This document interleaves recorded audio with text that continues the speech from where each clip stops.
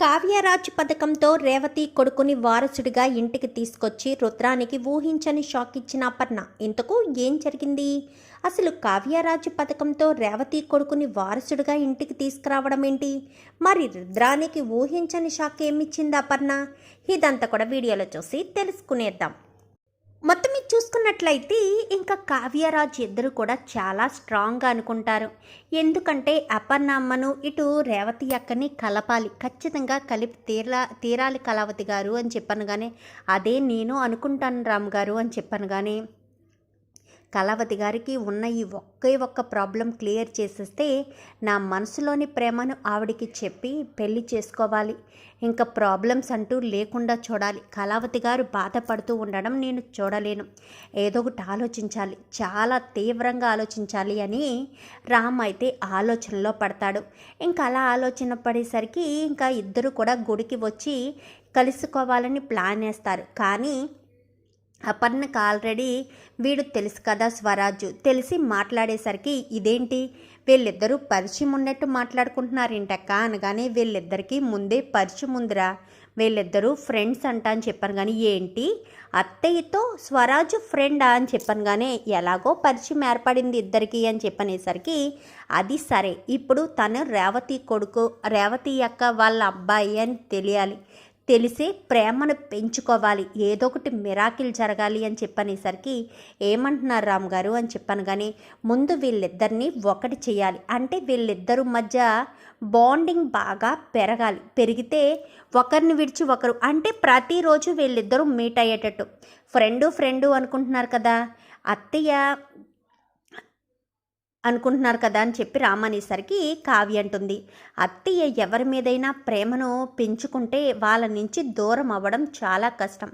అదే స్వరాజ్ మీద పెంచుకుంటే అప్పుడు రేవతి గారిని క్షమించి మళ్ళీ ఇంటికి రావడానికి వీడే సహాయం చేస్తాడు. పెద్దలు చేసిన తప్పుకి పిల్లలు శిక్ష అనుభవించకూడదు కదా, పిల్లల ప్రేమ వల్లే పెద్దల్ని కలపాలి అని చెప్పనేసరికి ఏమంటున్నారు కళావతి గారు అని చెప్పాను. కానీ నేననేది ఏముంది, వీళ్ళిద్దరి మధ్య బాగా స్నేహం కలవాలి అని చెప్పి అనేసరికి అలా అయితే మరి వీడు మనల్ని చూసినా గుర్తుపట్టేస్తాడు కదా, ఎందుకంటే వీడింటికి మనం వెళ్ళాము ఆల్రెడీ తెలుసు కదా అని చెప్పనేసరికి ఇప్పుడు మనం ఏం చేయాలి అనగానే వీళ్ళిద్దరినీ కలిపే ప్రయత్నం చేయాలి. మనము అమ్మ వాళ్ళ ఇంటికి వెళ్ళాం కాబట్టి వాళ్ళ అబ్బాయి అన్న విషయం అత్తయ్యకి తెలియకుండానే ప్లాన్ చేయాలి అని ఇద్దరు అనుకుంటారు. ఇంకా అలా అనుకునేసరికి ప్రతిరోజు ఎవరా అత్తయ్య మీరెవరినో అబ్బాయిని కలుస్తున్నారు అని చెప్పాను. కానీ వాడు నా ఫ్రెండ్.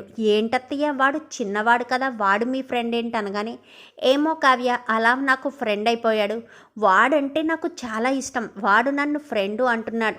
సరే మేమిద్దరం ఫ్రెండ్స్లా కలిసి ఉన్నాం కదా అని హ్యాపీగా మాట్లాడుకుంటున్నాం. నాకు వాడి మాటలు వాడి చేష్టలు చూస్తుంటే చిన్నప్పుడు రాజ్ ఎలా అయితే బిహేవ్ చేసేవాడో అలాగే చేస్తున్నాడు. నాకేమనిపిస్తుందంటే ఒకప్పుడు నా కొడుకు రాజే మళ్ళీ నాతో చిన్నవాడిలా అయిపోయి మూవ్ అవుతున్నట్టు అనిపిస్తుంది. వాడితో బాండింగ్ నాకు అంతలా ఉంది, వాడితో మాట్లాడకపోతే నాకు ఏదో అన్నట్టు ఉంటుంది కావ్య అని చెప్పనేసరికి అంటే వాడి మీద మీరు ప్రేమ బాగా పెంచుకున్నారన్నమాట. అవును కావ్య, బాగా పెంచుకుంది అపర్ణ. ప్రతిరోజు వాడి దగ్గరికి వెళ్ళొచ్చి ఇంట్లో వాడి గురించి ఆలోచన చేస్తూ తలుచుకుంటూ నవ్వుకుంటూ ఉంటుంది అపర్ణ అని చెప్పనేసరికి అవునా మామయ్య అని చెప్పి ఇద్దరు కూడా మాట్లాడుకుంటారు. ఇంకా అలా మాట్లాడుకున్న తర్వాత అదే విషయం రాముకి చెప్పేసరికి అయితే వాళ్ళిద్దరి మధ్య ఇంకా స్నేహం ప్రేమగా మారి ఇద్దరూ బాగా దగ్గర అవ్వాలి అని చెప్పి రాజ్ కావ్య అనుకుంటారు. ఇంకా అలా అనుకున్న తర్వాత ఇంకా అలా ఉండేసరికి ఒకరోజు అపర్ణ ఏదైతే అపర్ణకు తెలియకూడదు అనుకుంటారో ఆ విషయం అపర్ణకు తెలిసిపోతుంది. అంటే రేవతి కొడుకే ఈ స్వరాజ్ అన్న విషయం తెలిసిపోతుంది అపర్ణకు. ఆ రోజు నుంచి అపర్ణ కలవడం మానేసేసరికి ఏంటి రోజు అపర్ణ నువ్వు బయటికి వెళ్ళలేదు అని చెప్పాను. కానీ వెళ్ళకూడదు అనుకున్నానండి అని చెప్పనేసరికి ఏమైంది అపర్ణ, స్వరాజ్ను కలవడానికి వెళ్ళలేదా అనగానే ఆ స్వరాజ్ ఎవడో కాదు, ఆ రేవతి జగదీష్ల కొడుకు. ఎవరి నీడైతే నా మీద పడకూడదనుకున్నానో వాళ్ళ కొడుకే అని చెప్పనేసరికి ఒక్కసారిగా సుభాష్ షాక్ అవుతాడు. ఆ మాటలు కాస్త కావ్య వింటుంది. అత్తయ్యకి నిజం తెలియకూడదనుకున్నామే, అత్తయ్యకి నిజం తెలిసిపోయింది. ఇప్పుడు ఏం చేయాలి? అత్తయ్య వాడిని కలవకపోతే వాడు ఇద్దరు దూరం అయిపోతారు కదా అనుకునేసరికి అది హడావిడిగా రేవతి అయితే కావ్యకు ఫోన్ చేస్తుంది. ఫోన్ చేసేసరికి ఏమైందండి అని చెప్పాను. కానీ మీకో విషయం చెప్పాలి, అమ్మ ప్రతిరోజు వెళ్ళి కలుస్తుంది కదా స్వరాజ్ని, వాడు మా అబ్బాయే కదా. ఆ విషయం అమ్మకు తెలిసిందో ఏంటో వీడిని కలవడానికి రావడం మానేసిందంట. వీడు 2-3 రోజుల నుంచి పెట్టిన క్యారేజీ తినడం లేదు, ఇంటి దగ్గర కూడా సరిగ్గా తినడం లేదు. ఇప్పుడేమో ఫుల్గా జ్వరం వచ్చేసి ఫ్రెండు అంటూ కలవరిస్తున్నాడు అని చెప్పనేసరికి ఏంటి రేవతి గారు ఏం మాట్లాడుతున్నారు అని చెప్పాను. కానీ అవును అని చెప్పనేసరికి వెంటనే ఇంకా కావి కాస్త అపర్ణ దగ్గరికి వెళ్తుంది. అత్తయ్య అని చెప్పాను కానీ ఏంటి కావ్య అని చెప్పాను. కానీ మీరు ఎన్ని రోజులు ఫ్రెండ్ అని మాట్లాడింది మీ మనవడన్న విషయం మీకు తెలిసిపోయి వాడిని కలవడానికి వెళ్ళడం మానేశారు కదా అత్తయ్య అని చెప్పనేసరికి నా మనవడు కాదు అని చెప్పాను. కానీ మీరు ఒప్పుకున్నా ఒప్పుకోకపోయినా వాడైతే మీ మనవడే కదత్తయ్య. మీరు ఎన్ని రోజులు దగ్గరుండి ప్రేమను పంచి సడన్గా వాళ్ళ అమ్మకు మీకు కోపాలు తాపాలు ఉన్నాయని చెప్పి వాడి దగ్గరికి వెళ్ళడం మానేస్తే వాడి పసిమనసు ఎంతలా బాధపడుతుంది ఆలోచించారా? వాడిప్పుడు జ్వరం తెచ్చుకున్నాడు. చలి జ్వరంతో ఫ్రెండు కలవరిస్తూ ఉన్నాడు అని చెప్పనేసరికి ఒక్కసారిగా అపర్ణ షాక్ అవుతుంది. ఏంటమ్మ కావ్య ఏం మాట్లాడుతున్నావు అంటూ సుభాష్ అనగానే అవును మామయ్య, ఇన్ని రోజులు అత్తయ్య వాడి దగ్గరికి వెళ్ళి ప్రేమను పంచి వాడికి కావలసినవన్నీ కొనిపెడుతూ ఎంతో ప్రేమగా చూసుకునేవారు. ఫ్రెండ్ అంటూ ఇద్దరు కొంచెం సేపు సరదాగా మాట్లాడుకునేవారు. ఇప్పుడేమో సడన్గా అత్తయ్య గారికి ఆ అబ్బాయి రేవతి గారి అబ్బాయి అన్న విషయం తెలిసి అత్తయ్య వెళ్ళడం మానేశారు. కానీ అత్తయ్య తట్టుకుని ఉండగలరు, ఎందుకంటే కోపం ఉంది కాబట్టి. కానీ వాడైతే తట్టుకుని ఉండలేడు కదా. అత్తయ్య మీద పెంచుకున్న ప్రేమతో వాడు 2 రోజుల నుంచి భోజనం తినడం లేదంట. పెట్టిన క్యారియర్ పెట్టినట్టే ఇంటికి తీసుకొస్తున్నాడంట. సడన్గా కళ్ళు తిరిగి పడిపోయి ఫుల్గా జ్వరం వచ్చిందంట. ఫ్రెండు అంటూ కలవరిస్తున్నాడని ఇప్పుడే రేవతి గారు ఫోన్ చేశారు అని చెప్పనేసరికి ఏంటప్పన్నా నీకేమన్నా కోపం ఉంటే అది రేవతి మీద తీర్చుకో, పసిబిడ్డ మీద ఎందుకు తీర్చుకుంటున్నావు? రేపేదైనా పసిబిడ్డకు జరగరాంది జరిగితే ఆ గిల్టీనెస్ నీకు జీవితాంతం ఉండదా? నీ వల్ల ఒకరికి ఏదో ప్రమాదం జరిగిందని నువ్వు జీవితాంతం బాధపడవా?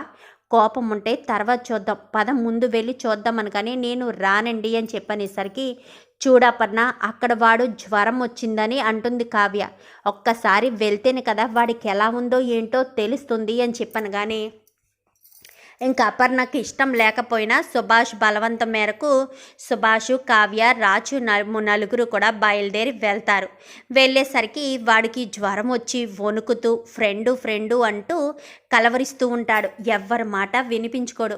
డాక్టర్ వచ్చి ఇంకా అప్పుడే వస్తూ ఉండగానే గుమ్మం దగ్గరికి వచ్చేసరికి ఫ్రెండ్ అంటే ఎవరమ్మా అని చెప్పాను. కానీ అది అని చెప్పనేసరికి చూడమ్మా ఆ ఫ్రెండ్ ఎవరో అర్జెంటుగా పిలిపించండి, ఈ బాబుకు జ్వరం చాలా ఎక్కువగా ఉంది, పైగా 2 రోజుల నుంచి అబ్బాయి ఏమీ తినడం లేదేమో, చాలా నీరసం కూడా ఉన్నాడు, గ్లూకోజ్ లెవెల్స్ పడిపోతే తర్వాత మీరు ఏం చేసినా ఎలాంటి ఉపయోగం లేదు, ఆ ఫ్రెండ్ ఎవరో అర్జెంటుగా పిలిపించండి అని చెప్పి డాక్టర్ వెళ్ళిపోతాడు. ఇంకా అపర్ణ కాస్త గబగబా లోపలికి వెళ్ళి ఒరే నాన్న ఫ్రెండు అని పిలిచి చేయి పట్టుకునేసరికి స్లోగా కళ్ళు తెరుస్తాడు. కళ్ళు తెరిచి ఫ్రెండు అంటూ హత్తుకుంటాడు గుండెలకి. హత్తుకునేసరికి ఏమైపోయా ఫ్రెండు, 2 రోజులు నన్ను చూడడానికి రాలేదు, నేను ఏమైపోతాననుకున్నావు? నువ్వంటే నాకు ఎంత ఇష్టమో నీకు తెలుసు కదా ఫ్రెండు, నువ్వు రాకపోయేసరికి నేను భోజనం కూడా చేయలేదు ఫ్రెండు, నీ మీదే బెంగ పెట్టుకున్నాను, నా మీద కోపం వచ్చిందా?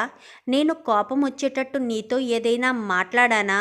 ఐఎమ్ రియల్లీ సారీ ఫ్రెండు, నాతో ఎప్పుడు మాట్లాడతావా? నాతో ఎప్పుడు ఉంటావా? నువ్వు దూరం అయితే నేను భోజనం కూడా తినాలని అనిపించట్లేదు ఫ్రెండు అంటూ ఎంతగానో ఏడుస్తూ ఉంటాడు. అపర్ణ కూడా చిన్నపిల్లల వాడిని పట్టుకొని ఏడుస్తూ ఉంటుంది. నాన్న క్షమించండి నాన్న, నేను తప్పు చేశాను, దయచేసి అమ్మను కూడా క్షమించమని అనండి ప్లీజ్ నాన్న, వాడికి అమ్మ అంటే చాలా ఇష్టం నాన్న, అమ్మను వాడి నుంచి దూరం చేయొద్దు, దయచేసి ప్లీజ్ నాన్న, వాడి ఫ్రెండే వాడి అమ్మమ్మ అని తెలిస్తే వాడి ఆనందానికి అవధులు ఉండవు, ప్లీజ్ నాన్న అంటూ ఇంకా బ్రతిమాలేసరికి అపర్ణ వాడిని పట్టుకుని మంచం మీద కూర్చోవడంతో రేవతి కాస్త కాళ్ళు పట్టుకుంటుంది. అమ్మ ప్లీజ్ అమ్మ, నన్ను క్షమించమ్మా, నువ్వు నన్ను క్షమించే వరకు కాళ్ళు వదిలిపెట్టను. ఈరోజు ఏదేమైనా సరే నువ్వు నన్ను క్షమించాల్సిందే. నేను తప్పు చేశాను. నేను చేసిన తప్పుకి నా కొడుకుకు నీ ప్రేమను దూరం చేయొద్దు. వాడికి నువ్వంటే చాలా ఇష్టం. నువ్వు లేకపోతే వాడు ఉండలేడు అంటూ మాట్లాడేసరికి ఇంకా అపర్ణకి ఏం చేయాలో అర్థం కాదు. ఎందుకు అపర్ణ పంతాలకు పోయి పసిబిడ్డ ప్రాణాలు తీయడం? వాడికి నువ్వే అమ్మమ్మవంటే వాడు ఎంతగానో సంతోషపడతాడు. ఏంటి ఫ్రెండు నువ్వు నా అమ్మమ్మవా అని చెప్పి అనుకుంటూ ఉండేసరికి ఇప్పుడు గనక అత్తయ్య ఒప్పుకున్నారు అంటే రేవతి గారిని క్షమించినట్టే రామ్ గారు అని చెప్పాను. కానీ అదే ఆలోచిస్తున్నారని కళావతి గారు అని చెప్పి ఇద్దరు చూస్తూ ఉండేసరికి అవును అని చెప్పి అపర్ణ అంటుంది. ఒక్కసారిగా రేవతి చాలా సంతోషపడిపోతుంది.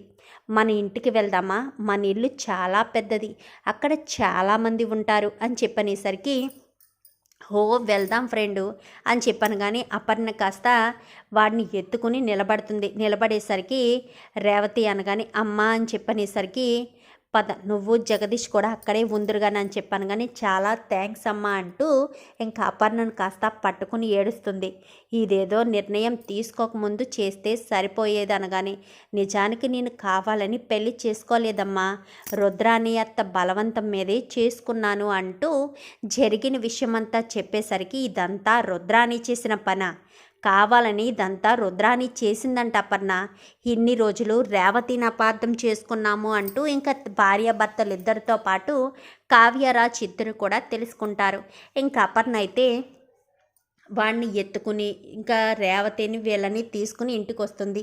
తీసుకుని ఇంటికి వచ్చేసరికి ఇలా నా మనవడితో సహా ఇంటికి వస్తానని అనుకోలేదు కదా రుద్రాని. ఎందుకంటే ప్లాన్ చేసి ఎక్కడ రేవతికి ఆస్తి ఇవ్వాలో అన్న ఉద్దేశంతోనే కదా నువ్వు ఇదంతా చేశావు. నాకంతా తెలిసింది. ఇంకా మీదట నువ్వుంటావో నేనుంటానో అది తేల్చుకుందామని చెప్పి అపర్ణ కాస్త వాడిని తీసుకుని లోపలికి వస్తుంది.